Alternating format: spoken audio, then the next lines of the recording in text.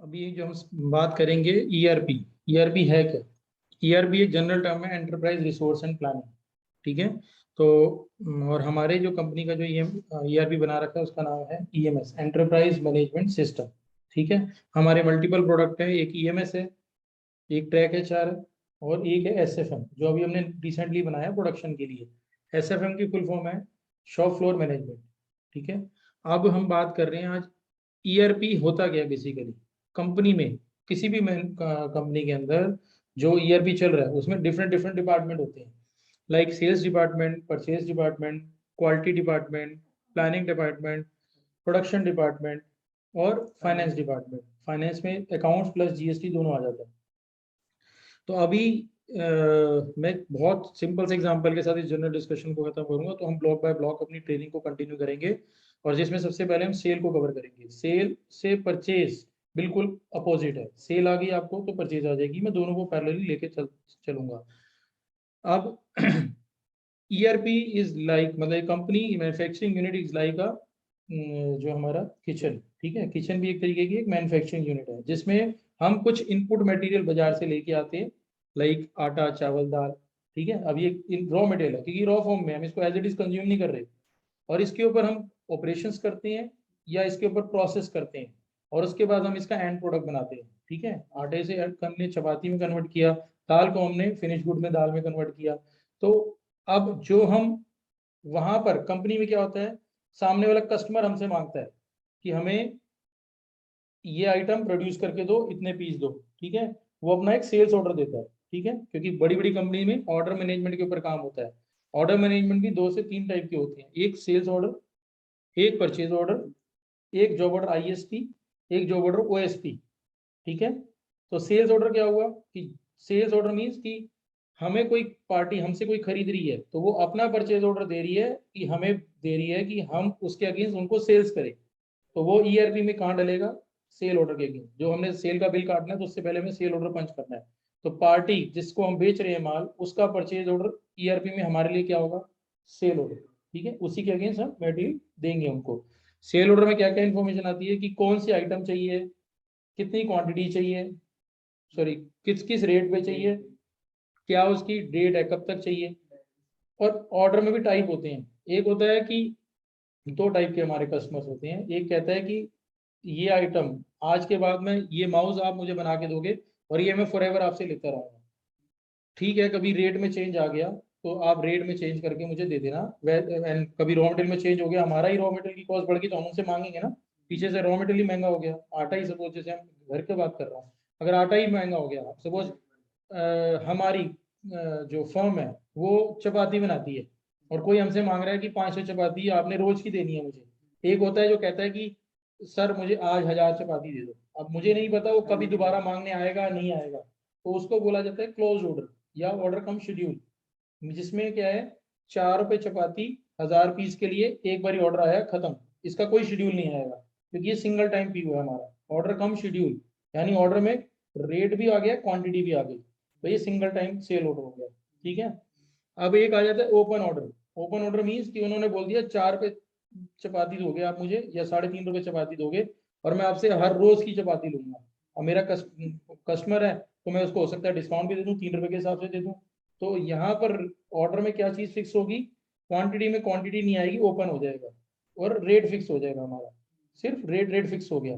Quantity कहाँ आएगी? Schedule की। शेड्यूल यानी हो सकता है वो एक दिन बोल दे कि मुझे आज सर 500 मांगी थी, आज 500 मत दो, 400 दे दो, कल मुझे 800 दे देना, 600 दे देना। तो वो शेड्यूलिंग के अंदर आ जाती है। वो अपना पूरा महीने की एक रिक्वायरमेंट बताता है, पूरे महीने में आपसे 10,000 लूंगा क्वांटिटी। अब किस किस दिन लूंगा वो एक आ जाता है। आप शेड्यूल कैसे डिफाइन कर सकते हो? एक कस्टमर बोलते हैं पूरे महीने में 10,000 मुझे कभी भी दे देना। एक कहता है मुझे रोज के 300 पीस दे देना। एक कहता है मुझे पहले हफ्ते में 500 चाहिए, दूसरे हफ्ते में 2,000 चाहिए, तीसरे हफ्ते में 4,000 चाहिए, और फिर हमें 500 चाहिए, इस तरीके से। एक कहता है मुझे शुरू के 15 दिन में 5,000 दे देना, बाकी में 15 दिन के अंदर आप कभी भी मुझे जैसे आपकी रिक्वायरमेंट है आप उस बेसिस पे दे देना। तो शेड्यूल हम किस तरीके से डाल सकते हैं? एक डेली बेस पे डाल सकते हैं, वीकली डाल सकते हैं, 15 दिन का डाल सकते हैं, मंथली डाल सकते हैं, इस तरीके से डाल सकते हैं। तो ये कस्टमर की रिक्वायरमेंट होता है। शेड्यूल में हमारे पास ऑप्शन होता है, हम उसको किसी भी तरीके से वो फीड कर सकें। तो कितने टाइप के ऑर्डर हो गए हमारे? एक ओपन ऑर्डर, एक क्लोज ऑर्डर, ओपन ऑर्डर हो गया ऑर्डर, और क्लोज ऑर्डर हो गया ऑर्डर कम शेड्यूल। तो ये सेल्स के ऊपर भी एप्लीकेबल है, परचेज के ऊपर भी एप्लीकेबल है, ठीक है। ये सामने वाले की रिक्वायरमेंट है, या सेम इसी तरीके से हमारी भी रिक्वायरमेंट है। हम भी किसी से माल खरीद रहे हैं, अगर हमारा रेगुलर सप्लायर है, अगर मैं परचेज पे जाऊँ किसी से मैं खरीद रहा हूँ माल, तो मेरा कोई रेगुलर सप्लायर है, उससे मैं ओपन ऑर्डर फिक्स कर देता हूँ कि ये मुझे हर महीने चाहिए, रेट फिक्स हो गया, वो सामान देते रहना।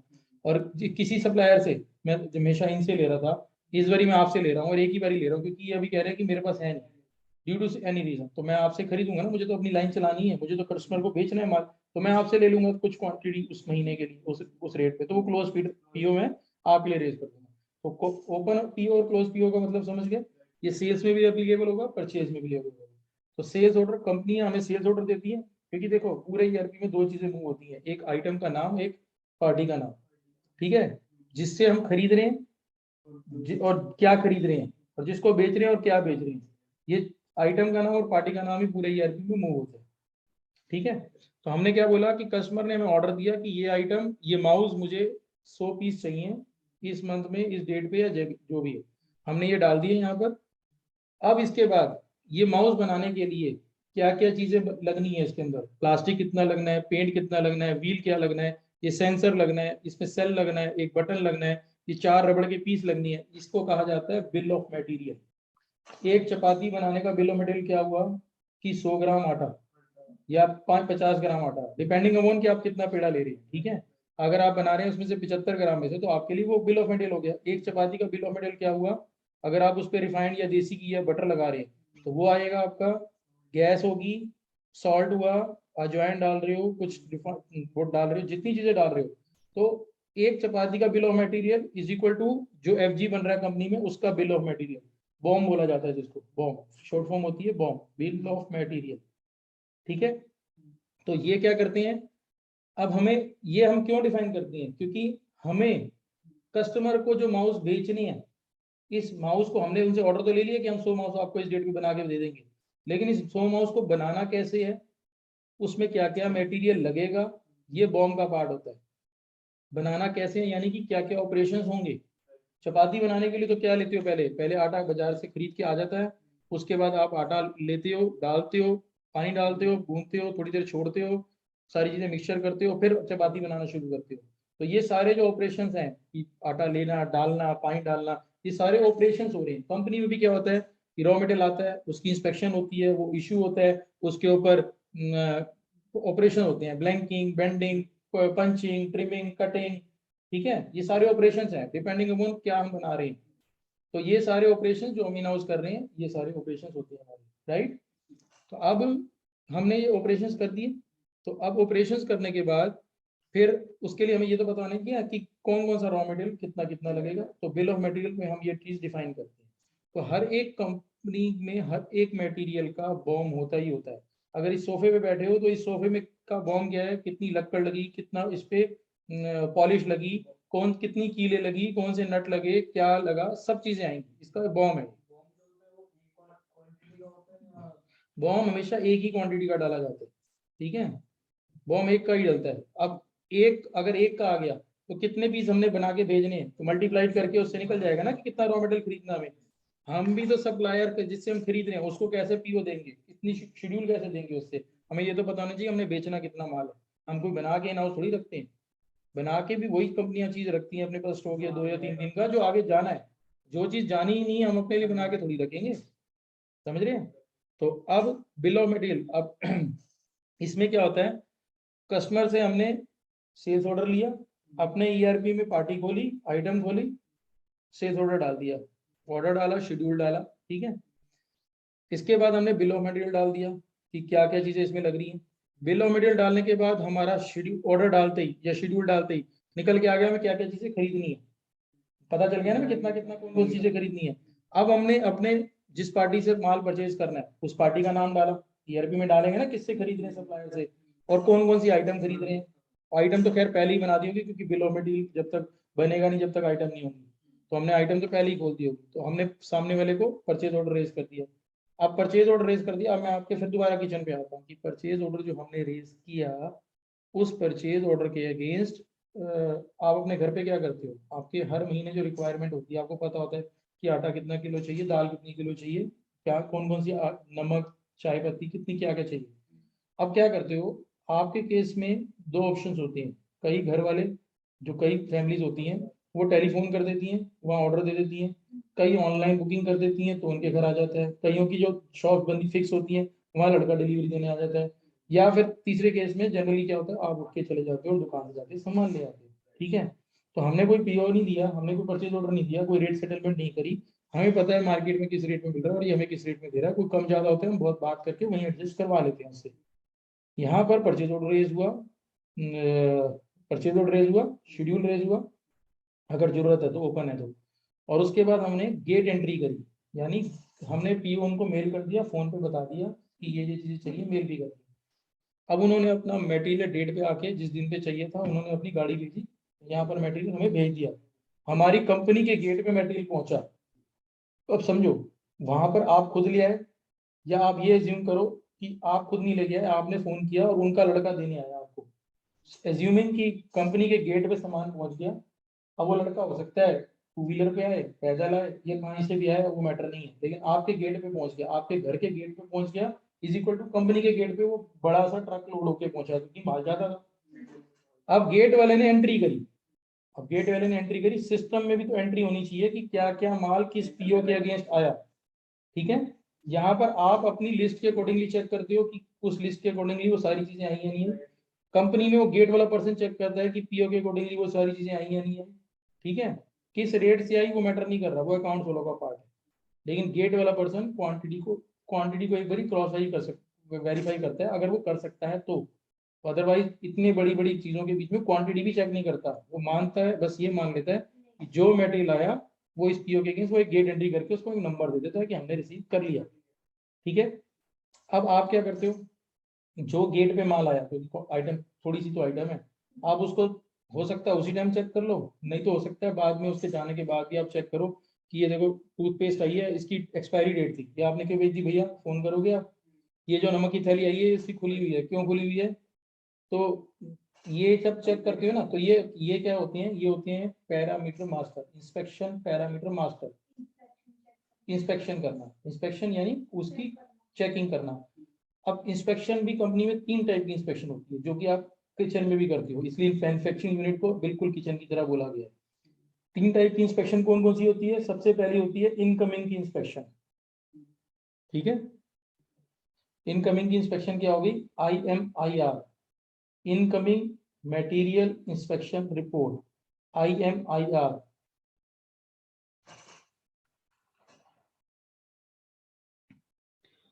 IMIR हो गया, ये हो गया कि जब आपके गेट पे वो लड़का लेके पहुंच गया, आपने चेक किया, इसको बोला जाता है IMIR।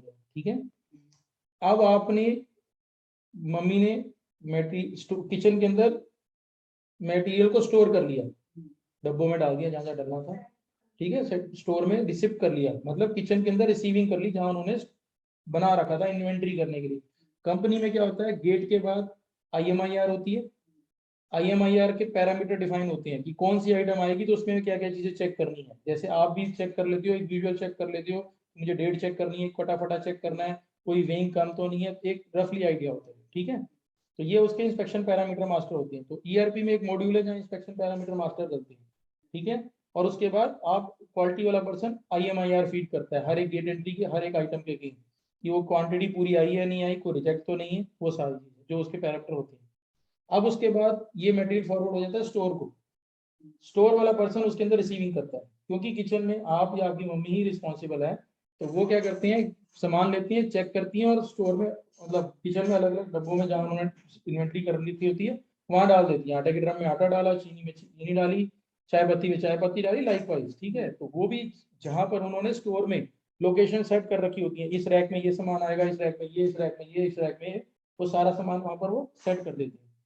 ठीक है, अब उसके बाद क्या होता है, अब वहां पर क्या होता है कि कस्टमर का शेड्यूल हमारे पास ऑलरेडी आया होता है कि कौन कौन सी आइटम किस किस दिन हमने बेचनी है। तो वहां पर प्लानिंग वाला पर्सन होता है, प्लानिंग वाला पर्सन, वहां पर एक पूरा PPC डिपार्टमेंट होता है, प्रोडक्शन प्लानिंग एंड कंट्रोल बोला जाता है जिसको, PPC, production planning and control person, जो वो इन्वॉल्व होता है वो पूरा शेड्यूल के ऊपर चेजअप कर रहा होता है कि किस कस्टमर से क्या शेड्यूल आया और किस दिन क्या बेचना है, क्योंकि इतनी सारी आइटम होती हैं, इतने सारे कस्टमर होते हैं, तो एक प्लानिंग डिपार्टमेंट हमें चाहिए होता है। आपके घर पे कौन है? मम्मी है, आपको पता है आपने 4 लोगों का खाना बनाना है, या आपको ये फोन आ जाता है कि आज ये गेस्ट आने वाले हैं, तो आपकी मम्मी प्लान नहीं करती कि आज ये एडिशनल बंदे आएंगे, तो हमने ये दाल बनानी थी, आज ये दाल नहीं बनाएंगे, ये 2 सब्जियां एक्स्ट्रा बनानी पड़ेंगी, तो ये पनीर लेके आओ, मटर लेके आओ, ये लेके आओ, वो लेके आओ एक्स्ट्रा।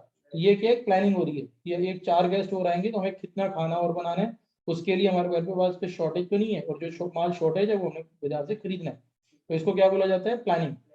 ठीक है, तो ये आप घर पे सब कुछ करते हो, इसलिए मैं आपको किचन से कोरिलेट करवा रहा हूँ, ताकि आप अपने माइंड में मैन्युफैक्चरिंग यूनिट में होता क्या है पंच कर सको।